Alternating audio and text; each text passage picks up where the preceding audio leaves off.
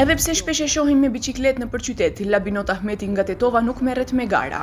Për të, biçikleta është pasion, por një pasion që shpesh e çon në udhëtimet e gjata drejt destinacioneve që vendos t'i përjetojë mbi dy rrota.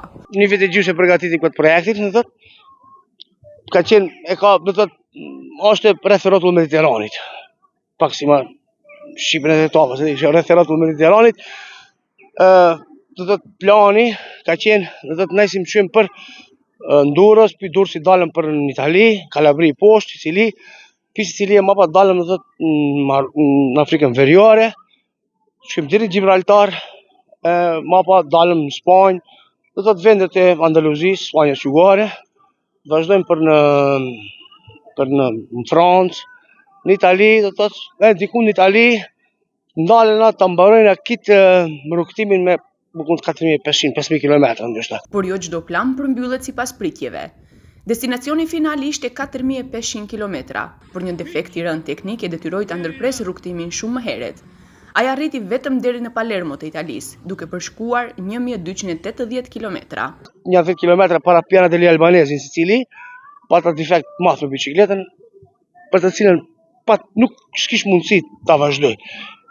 Paraprakisht disa defekte tjera të vogla të cilat mund shumë të improvizoj, mira ma kjo nuk u improvizante, detyrimisht do të thotë edhe shkakut e defekteve tjera, edhe këtij defekti të madh në fund, thash më merr, kthej ku e kom lënë, deri në Palermo, Piana degli Albanesi.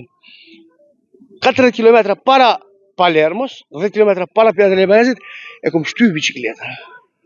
Thjesht e kom shtyr kështu. Ku ka qenë dyshes, do thotë, kom hyp, ka shku vetë biçikleta. Megjithatë, Labinoti nuk ka hequr dorë nga synimi i tij. E në shtej, do thotë, pas 10 ditëve, shpresoj që prap çatje ku e kom lënë, ta vazhdoj pjatë. Por sa ka kushtet e Tetova për këtë sport? Sipas tij, hapësira dhe respekti për ciklistët mungojnë. Ciklistët nuk respektohen. Gjendjen tonë ciklistët nuk respektohen, kushte ka shumë pak në instanca, do thotë, në instanca të kushteve tona, do thotë, ne sa i kena jargonin çfarë shtojmë komët. Edhe ajo nuk është.